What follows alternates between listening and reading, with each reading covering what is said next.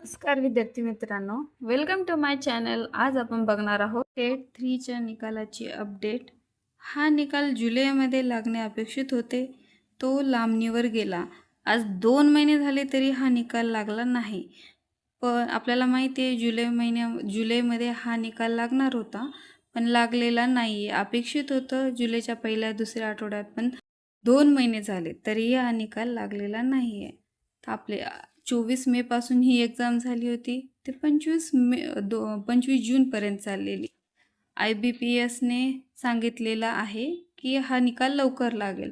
तर राज्य परीक्षा परिषदेचे आयुक्त अनुराधा ओक यांनी सांगितलेलं आहे की या तिसऱ्या अभियोग्यता बुद्धिमत्ता चाचणीचा निकाल हा 15 ऑगस्टच्या अगोदर तर लागेल, पण नेक्स्ट वीकमध्ये लागण्याची शक्यता आहे। त्यामुळे मित्रांनो, डॉक्युमेंट्स रेडी ठेवा।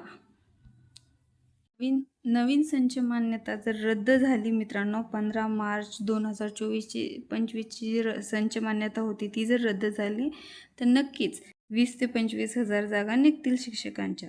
तर आपल्याला त्यासाठी तयारी करावी लागेल। तुम्हाला जर अजून माहिती पाहिजे असेल